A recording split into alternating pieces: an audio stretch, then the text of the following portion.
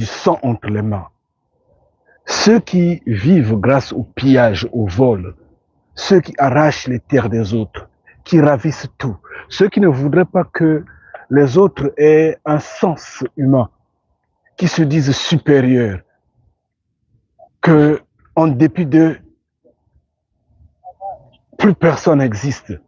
Et ceux qui malheureusement existent, selon eux bien sûr, ont moins de valeur que même le chien, même leur simple habit.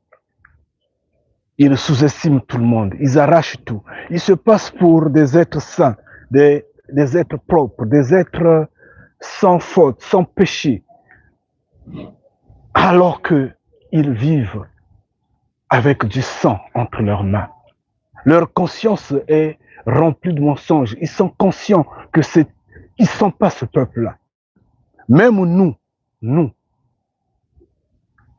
qui connaissons Mfumu Kongo, qui avions vu Mfumu Kongo, qui avions mangé avec Mfumu Kongo, qui avions bu avec le créateur de l'humanité, ne sommes pas si orgueilleux. Nous sommes aussi simples, aussi humbles, aussi, on pourra peut-être dire pitoyables à un point donné, parce que ces hommes-là nous dominent, nous exploitent. Mais en fait, nous ne sommes pas faibles, mais nous essayons de leur montrer ce que c'est la tolérance, ce que c'est l'humilité, ce que c'est la vie. Parce que eux, ils connaissent pas la vie, en fait. Ils connaissent pas la vie. Ils croient que la terre est un paradis pour eux. Malheureusement, c'est pas un paradis, malgré tout. Ils vivent de violence en violence, de méchanceté en méchanceté, et ils s'imposent, aussi orgueilleux qu'ils sont. Ça me révolte. À des points donnés, ça me révolte. Ça dépasse mon entendement et je me pose beaucoup de questions. Pourquoi le font-ils? Pourquoi? S'ils existent, c'est parce que nous existons. C'est parce que nous existons. Le créateur de l'humanité, Mfumu Kongo, a pensé à nous.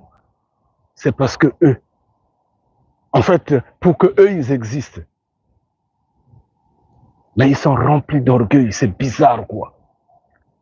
Ils pensent que tout existe à cause d'eux, grâce à eux. Ils se disent être élus alors qu'ils ne le sont pas.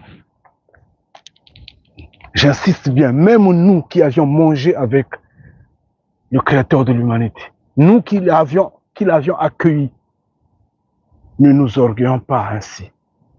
Ne nous considérons pas au sommet des autres races, des autres peuples, en les dominant, en les exploitant, on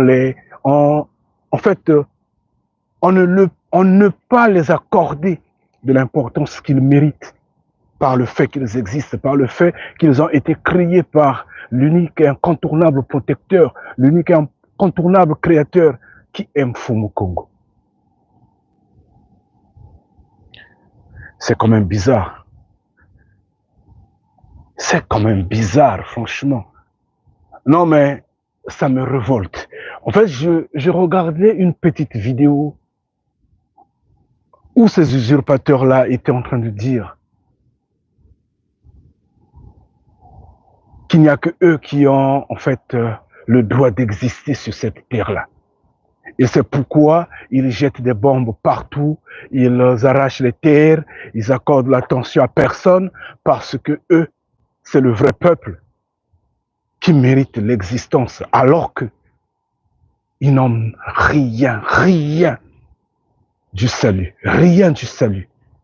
Des simples usurpateurs, leur conscience est remplie de mensonges, remplie totalement d'usurpation, de fausseté. C'est pas eux, ce peuple-là. On les a jamais vus se tresser les cheveux. Non, on n'a pas vu leurs femmes se tresser les cheveux. Ils ne sont pas assis sur de l'or, non pas sur le diamant, non pas sur du pétrole, non pas sur du zinc, non pas sur je ne sais pas quoi et quoi. Rien du tout. Ils sont sur une terre désertique, il n'y a rien. Quand on parle des animaux sur terre, il faudra qu'on regarde, il faudrait bien qu'on regarde, qu'on se tourne vers l'Afrique, parce que c'est là-bas, c'est au sud où tout se trouve. C'est nous qui possédons tout, c'est nous ces enfants-là. Ce sont nos ancêtres qui ont accueilli le Créateur de l'humanité, qui ont servi à manger au Créateur de l'humanité, qui lui ont donné à boire, nous, ce peuple-là. Maintenant, si nous mourons d'ignorance, cela n'est pas vraiment le péché qui doit faire que eux usurpent, s'enorgueillissent, s'inventent, ou je ne sais pas, fassent de telle sorte que cette terre-là devient leur propriété, alors que ça n'a jamais et ça ne sera jamais leur propriété. Non, pas du tout. Oui, ils ont été longtemps protégés par un clan, en fait par un clique, une bande des meurtriers, des sanguinaires, des criminels, qui font de telle sorte que qu'ils soient intouchables. Parce que c'est ça la mafia. Quand les voleurs sont associés, ils en fait surgent en bande de défense qui semblent être intouchables. C'est normal, ils sont armés, ils ont tout. Mais c'est sous le soleil de 80 ans. C'est sous le soleil de 80 ans. On ne les touchez pas, ils ont la bombe atomique. Ne les touchez pas, ils ont l'arme nucléaire. Ne les touchez pas, ils ont un grand frère qui broie tout sur son chemin. Ça, c'est sous le soleil de 80 ans. L'armée des cieux à la porte va. Parce que le salut est individuel. Le jugement est individuel dans ce sens que chacun répondra seul ses fautes. Maintenant, ceux qui sont, comment je dirais, organisés comme étant en compagnie, en famille ou en groupe de malfaiteurs, si la mesure a tellement dépassé la dose, eh oui, ils seront tous pris, détruits, parce qu'ils ont, en fait, ils ont péché communautairement. Parce que le péché communautaire existe, le péché du groupe, le péché de participation.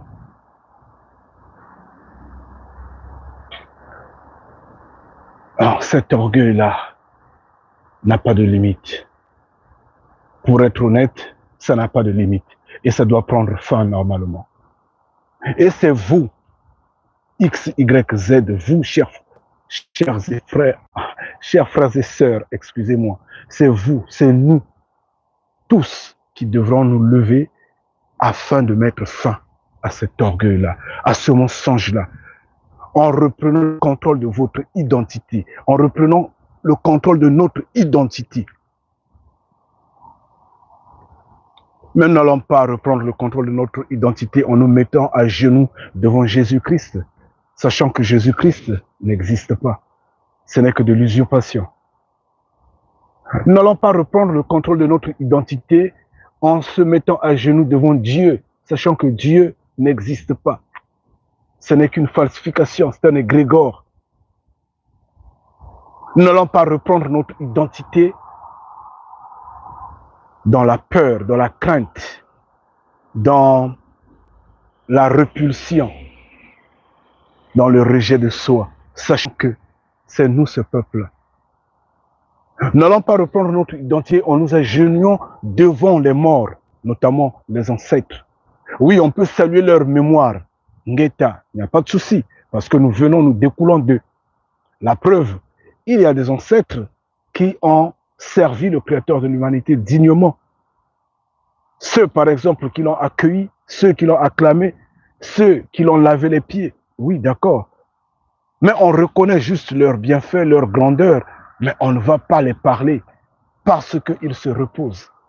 Il est bien dit, laissez-les au repos. Laissez-les se reposer. Tout ça, on devrait comprendre toutes ces choses-là et avoir un recul. Et en ayant un recul, à ce moment, on fera quoi? On va chercher le vrai créateur de l'humanité. Parce que quand vous retracez l'histoire de cette terre-là, l'existence des peuples, vous allez vous rendre compte que dans les Écritures, il y a un chemin qui est intouchable qui est là. C'est le chemin de ceux qui ont béni Mfumu Kongo en vérité. Ces enfants, oui, ils sont là. Ils sont là et ils marquent sa présence comme étant un être humain. Comme étant, oui, ce peuple-là est là, debout, bien protégé, bien guidé. Alors, à ce moment-là, qu'est-ce qu'on doit faire? Chercher à le connaître. Mais ça, c'est pas Dieu. Le Créateur dont on est en train de voir dans les Écritures, c'est pas Dieu dont on nous parle dans les religions. Non, c'est pas Dieu, c'est pas Jésus-Christ. Ça, c'est ce qu'on devrait comprendre en fait. Et le comprendre, c'est le chercher. Et lui, c'est Congo. Et il mérite tout le respect. Dans ce sens, se rabaisser devant sa grandeur. Alors, il est Mfumu Congo. Ngita.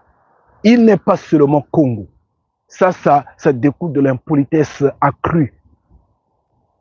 Mais il est Mfumu Congo. Oui, parce qu'il est le roi des rois, le maître des maîtres, le créateur des créateurs, le protecteur des protecteurs. Ça, on devrait le comprendre. Et pour un enfant poli, pour un enfant qui respecte ses parents, alors vous n'allez pas appeler votre père tout simplement de son nom, le simplement possible. Vous direz papa. Vous allez vous courber.